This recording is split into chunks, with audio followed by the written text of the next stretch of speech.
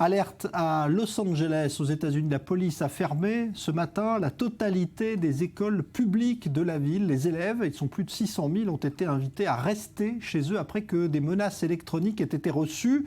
Elles ont été jugées suffisamment sérieuses. Mais d'un autre côté, à New York, ces mêmes menaces qui arrivent vraisemblablement de l'étranger, n'ont pas été jugées crédibles par la police qui a décidé, elle, de maintenir ouvertes les écoles donc, de la ville de New York. Deux situations différentes pour une même menace pour l'instant. Donc la situation continue. Il n'y a pas évidemment d'autres précisions ou d'autres situations sécuritaires dévoilées à l'heure qu'il est.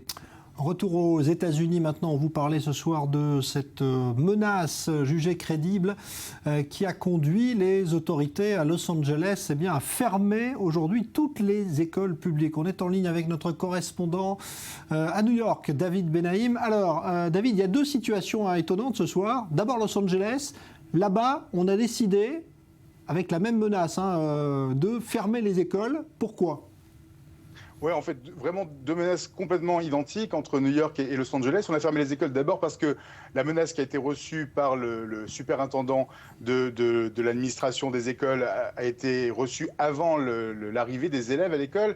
Il a donc ordonné la fermeture de 900 établissements, imposant à plus de 640 000 élèves de rester chez eux.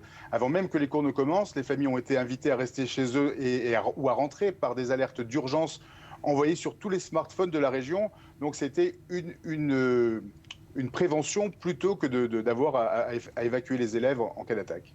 Et à New York, alors même menace, mais là on dit c'est pas crédible et on laisse les écoles ouvrir.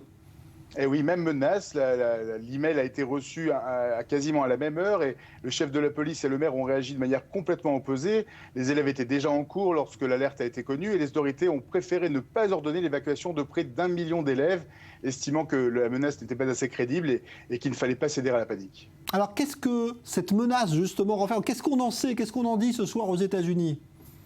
Pour l'instant, ce qu'on sait, c'est qu'il s'agit d'un email qui a été reçu donc, dans chacune des villes, un email dont l'adresse IP proviendrait d'Allemagne, donc de l'étranger, et qui contiendrait beaucoup de fautes d'orthographe et qui aurait la signature, apparemment une signature islamique, puisque ça serait fait au nom d'Allah. Pour les New-Yorkais, la menace n'est pas crédible, il s'agirait d'une fausse alerte. Pour Los Angeles, qui a préféré donc prévenir, il s'agit d'une menace sérieuse. Il s'agirait d'une bombe ou plusieurs bombes sur plusieurs établissements sans préciser lesquels, présents dans des sacs ou des paquets susceptibles de comporter des explosifs. Tout ça, ça traduit, David, évidemment, la psychose aux États-Unis depuis ce qui s'est passé à San Bernardino. Il y a une vraie crainte dans le pays de nouveaux attentats islamistes ?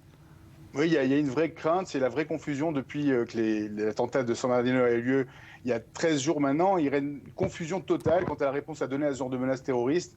Prévenir d'un côté et éviter le pire ou ne pas céder à la panique et continuer son quotidien avec vigilance. Juste pour préciser, on vient d'apprendre que, pour ajouter à la panique qui règne aujourd'hui sur le système scolaire américain, on vient d'apprendre qu'un lycée de Long Island, à l'est de New York, vient d'être évacué. Une fumée épaisse a envahi tous les couloirs de l'établissement. Une trentaine d'élèves ont été transportés à l'hôpital, mais on ne sait pas encore si cet événement est lié aux menaces de ce matin.